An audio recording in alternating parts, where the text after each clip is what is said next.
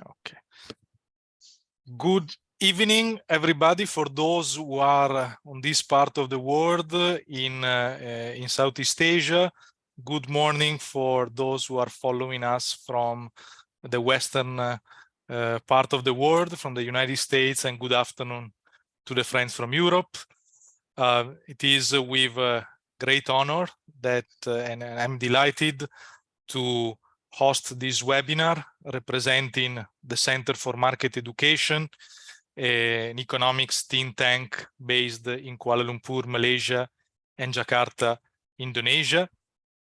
For this event, we are happy to have partnered with the National Sun Yat-Sen University in Taiwan, here represented by Professor Chien-Yuan, and we have joined forces tonight to bring to the public Nobel Laureate 2006 in economics, Professor Edmund Phelps, who will talk about his latest book, My Journeys in Economic Theory, a sort of intellectual biography.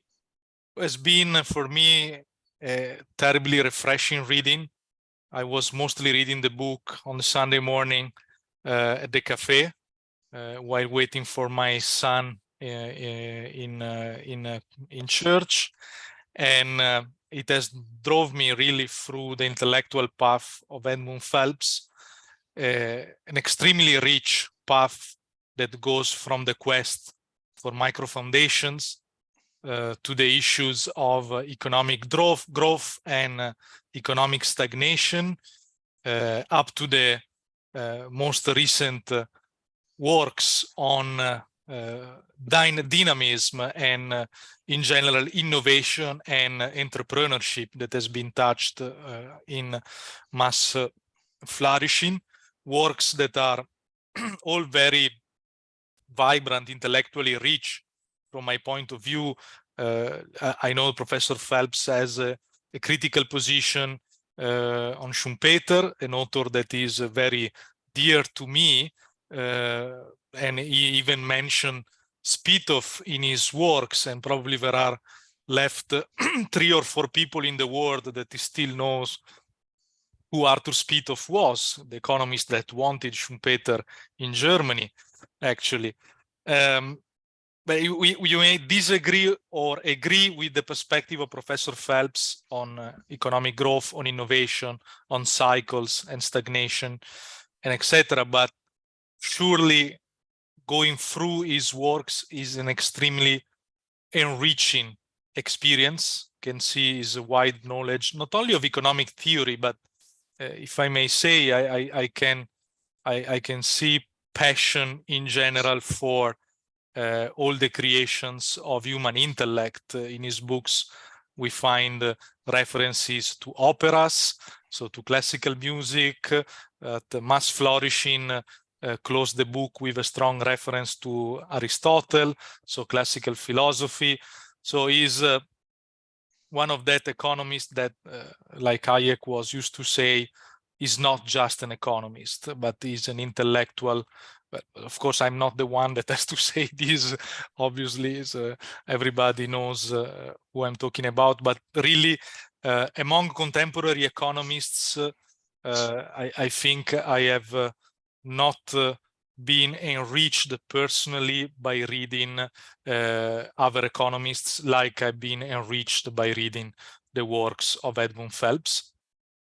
And for this, I really thank him for the legacy that through his books is leaving to the younger generations of economists, which I'm a part-time practitioner, but really I enjoy to spend my free time reading Edmund Phelps books.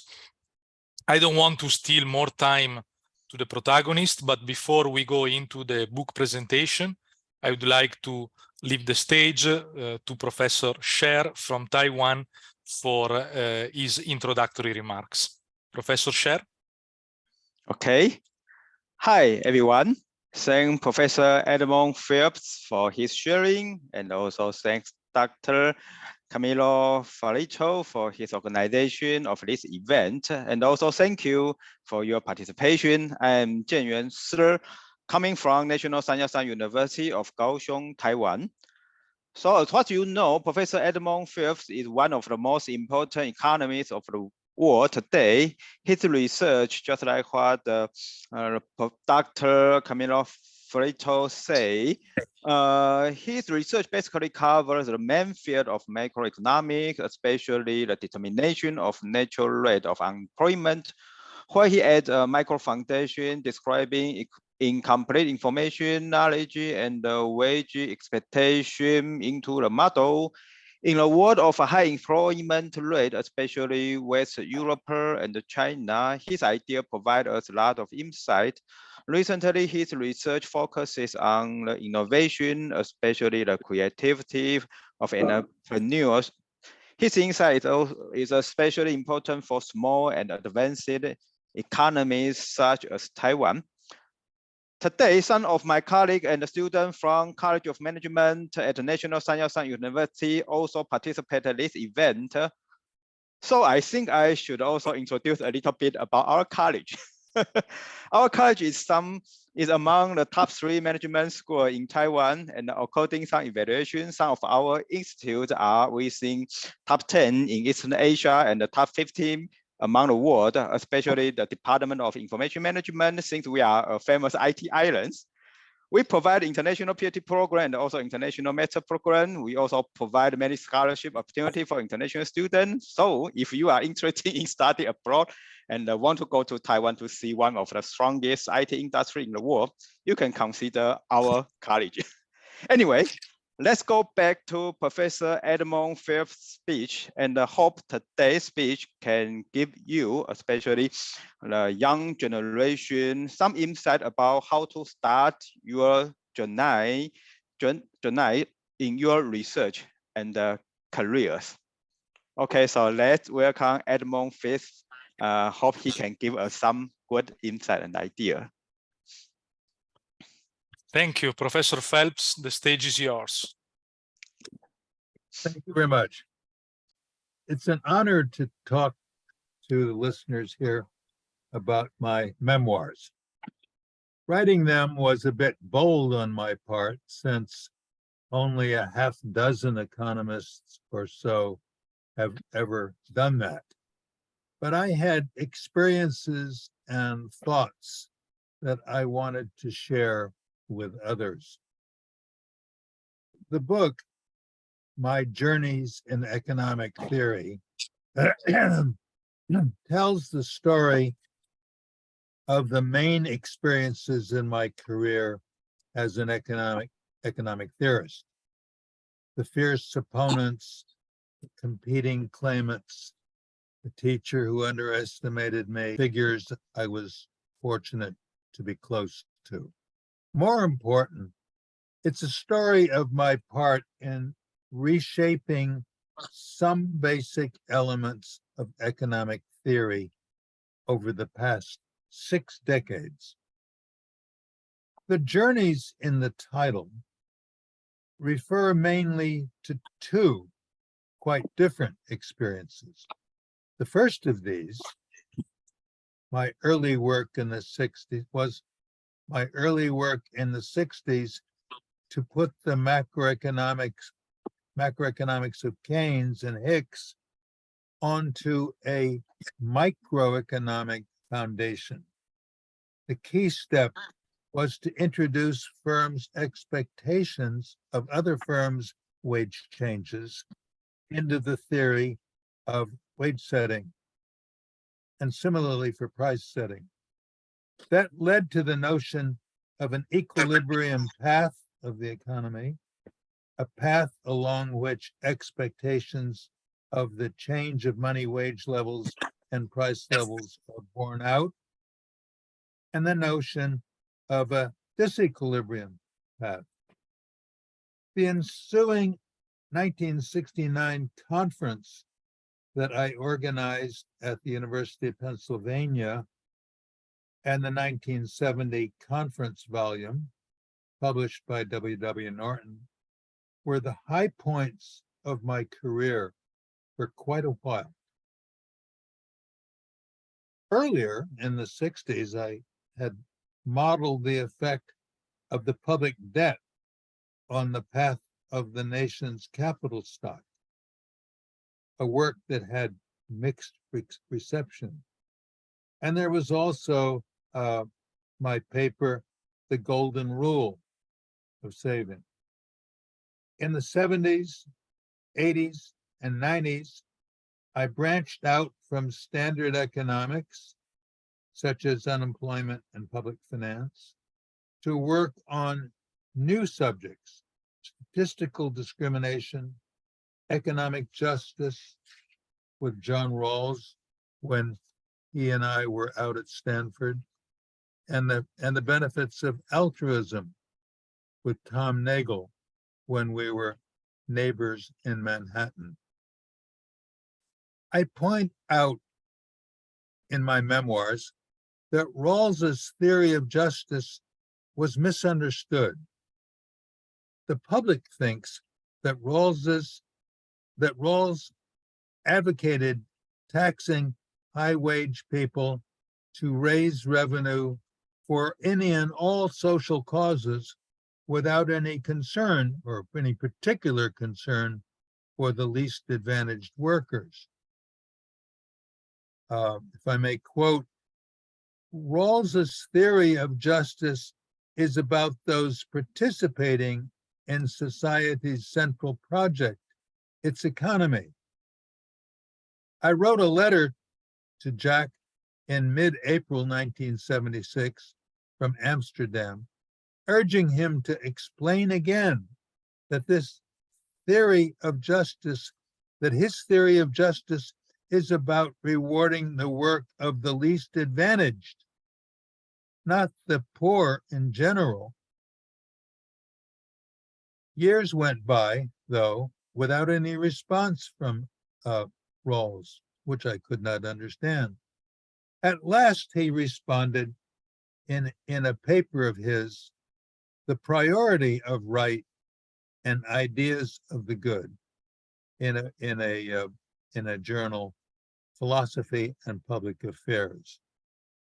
In that journal, he wrote, those who surf all day in Malibu must find a way to support themselves and would not be entitled to public funds.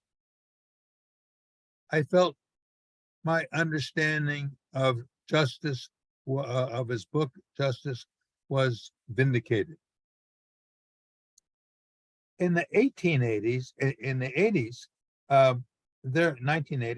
there was also my work with Jean-Paul Fitoussi on the effect overseas of a fiscal stimulus at home, and my work with Kenneth Arrow on the economic gains present in an economy under capitalism that are not found in an economy under socialism. And much later, in the early 90s, I worked with Hyun-Taek Hoon of Singapore and Gylfi Zúñiga of Iceland, both of them former students of mine, to write the book Structural Slumps. That book estimated the extent to which it is shifts in the natural unemployment rate itself that are often the cause of shifts in the unemployment rate, not shifts in aggregate demand. A little later, I wrote another book, Rewarding Work, a book that makes a new case for lifting the wages of the less advantaged. The second of these journeys of mine was my later work. With the new century, I wanted a new direction. I became aware that I had been conceiving new elements with which to support or enrich the theories of others, mainly Keynes, not conceiving a basic theory of my own. Fortunately, a new perspective on the economies of a modern society came to my mind, and over the next 2 decades, I was able to build a radically new theory of my own.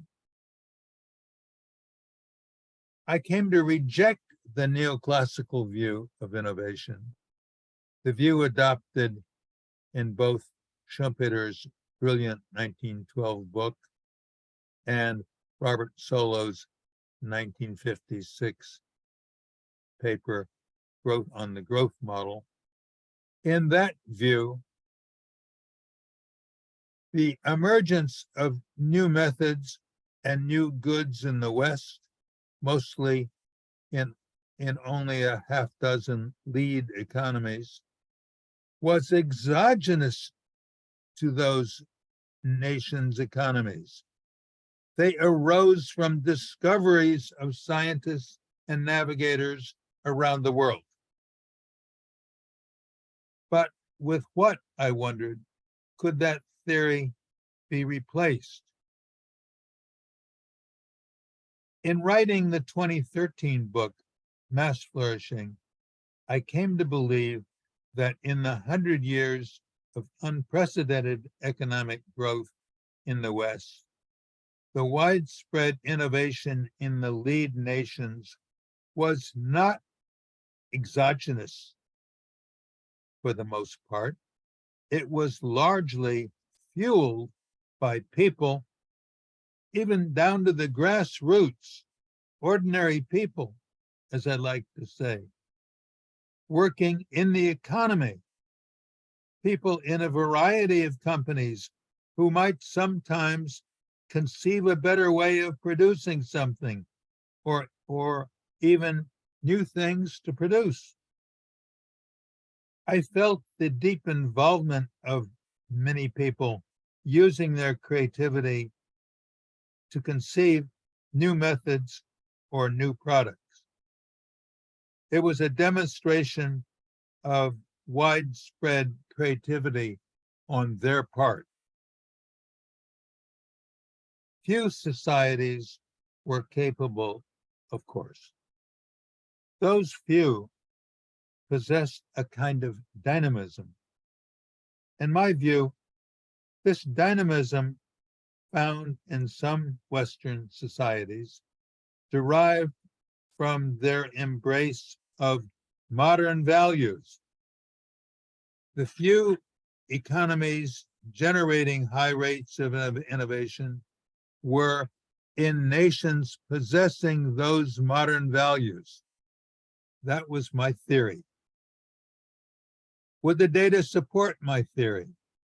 The theory that the extraordinary innovation in the West from 1870 to 1970 was mainly indigenous to the people working in the nation's businesses, not exogenous as supposed by neoclassical theorists from Schumpeter and Solow and beyond. The answer was yes. In the book Dynamism, the 2020 book of mine and my research team, statistical tests, both by Raicho Bojilov and by Gilfie Zoega, confirmed the importance of such values. This theory of innovation has been a huge departure from the prevailing perspective on work. My fascination with the experience of work, in many jobs, not all, of course, dates back to my first monograph, Inflation Policy and Unemployment Theory, Norton, 1972, written in my year at Stanford. That book observed that one's jobs, besides the wage, feelings of self-respect, esteem in the community, the sense of economic independence and economic satisfaction, that's what is important.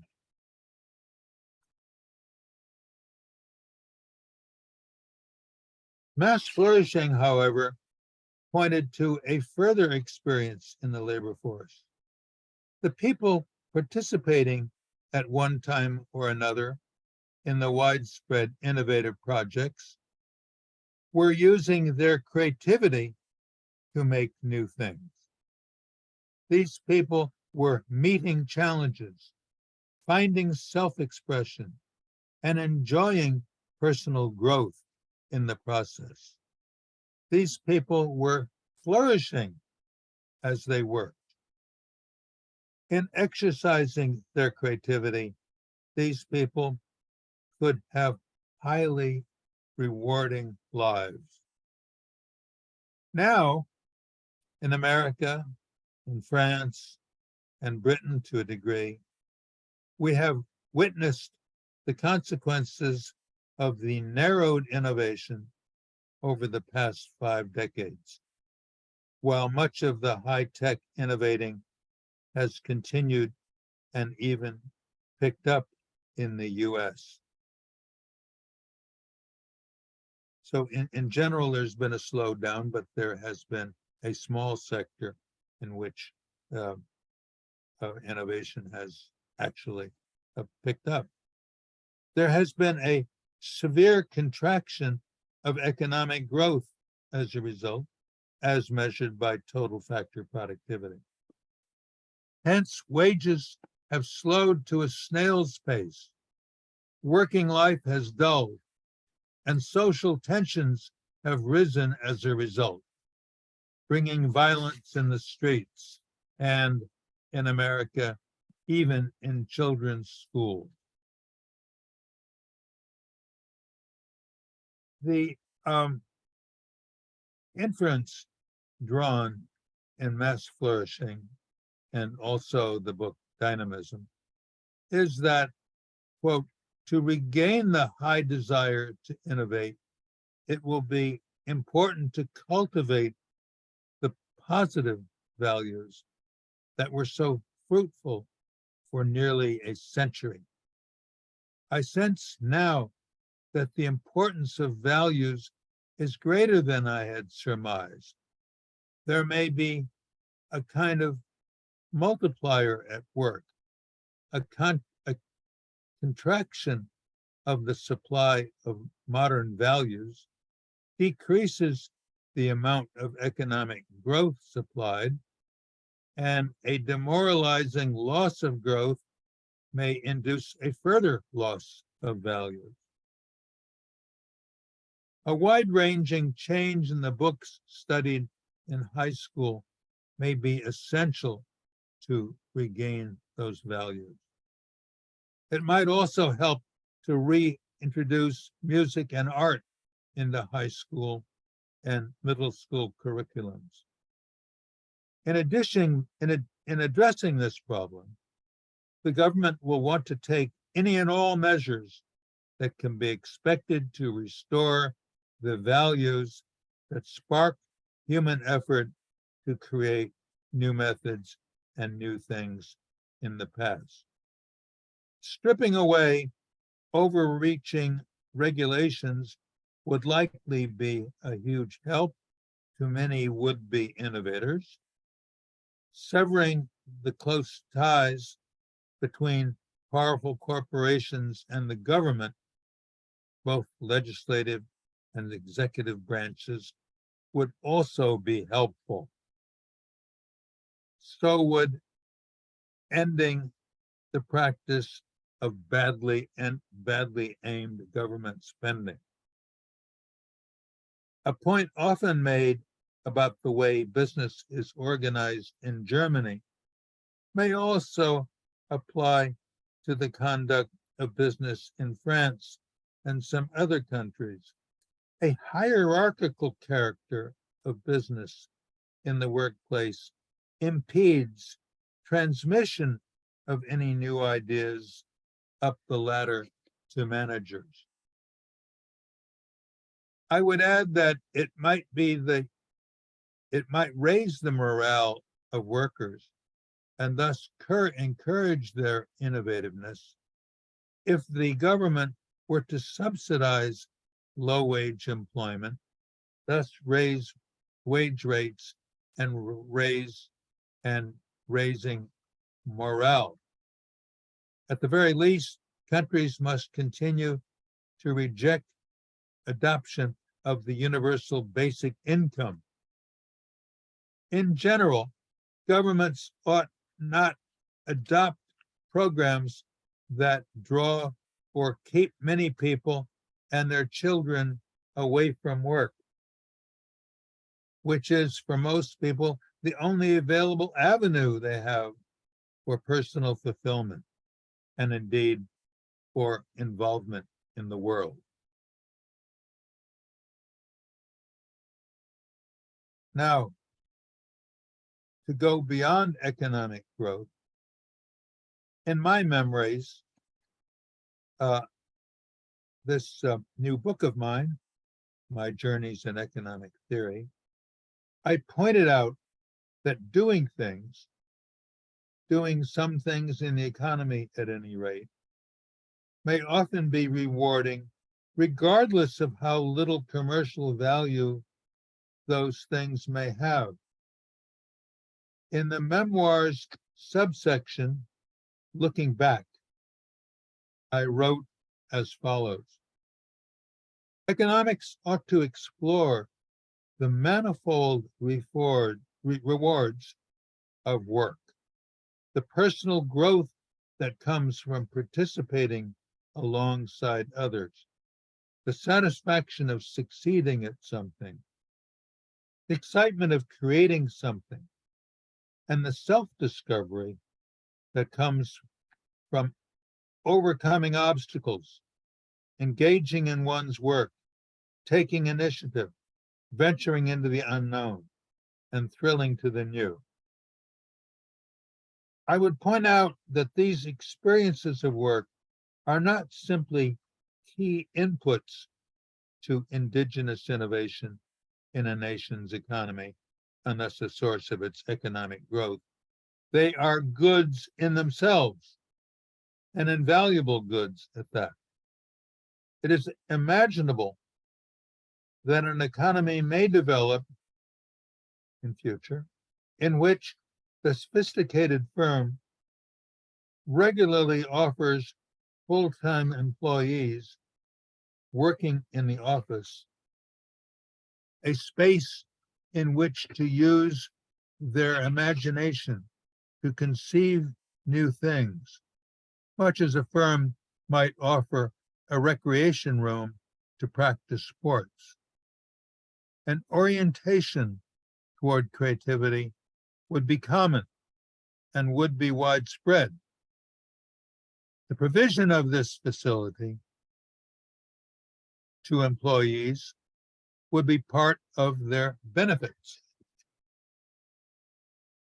We economists have not recognized that for several decades, people in the West at least, have wanted to lead rich lives. They need an economy in which jobs are interesting, engaging, and occasionally fun too. A good life, a life of richness, as some humanists call it, means, for one thing, an occasional sense of succeeding, the feeling of prospering when your ship comes in or when you gain recognition. The good life also means a kind of flourishing, using one's imagination, exercising creativity, journeying into the unknown, and acting on the world. A good economy holds out expectations of a good life, but a good life in much of society is more and more an unmet need these days in virtually every country. I can also envision an economy that is, in large part, a sprawling space with myriad studios for creating new things. An economy full of people in the business of creating things. In this new world, most work would be engaging, and retiring from such work would be like retiring from life. People need to realize their talents and aspirations. We economists ought to design an economy organized to enable people to have such working lives. Thank you very much. Thank you, Professor Phelps. It was such a refreshing presentation.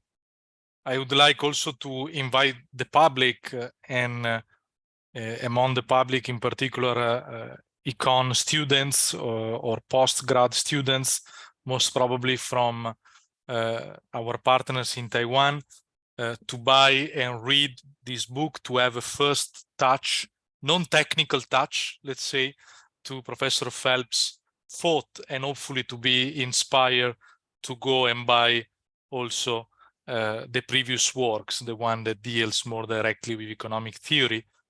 I understand, Professor Phelps, that you'd like to read some passage from the book. No, I read some passages in Already. the course of. Okay. Oh, yes. Okay. Yeah. Okay. Yeah, thank you.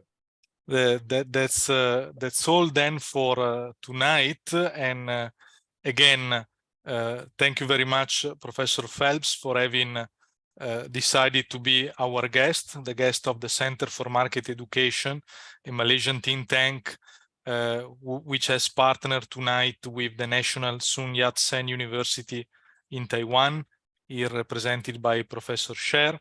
It was an honor, and it is really very nice closing of our first part of the year activity before going for the summer break.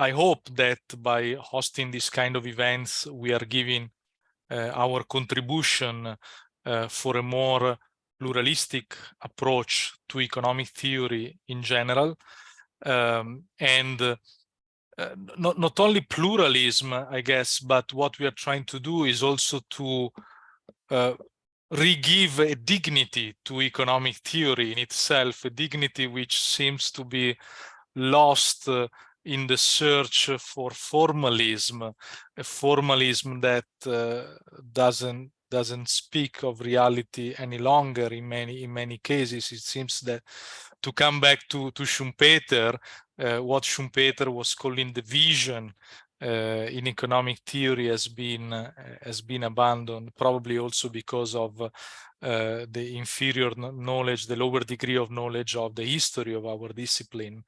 And you have brought a very refreshing perspective tonight. Again, I would like to thank you for having accepted to be our guest, and we hope that your books will keep on shedding light and bringing contribution to our discipline, to economics. Thank you very much. Well, thank you very much for this invitation and this opportunity to speak to your audience about my book and my career, my life. Really, it's been very enjoyable, and I thank you very, very much for this opportunity. Thank you again, and have a great day. And hopefully we can be in touch again. Thank you, Professor Sher, also, and we will be in touch. Thank you again. In the next days, the recording of this event will be on our YouTube channel. So will be there will be the possibility to keep on benefiting from the contribution that Professor Phelps has brought to us tonight. Thank you very much. Have a good night. Thank you. Yeah, have a good night.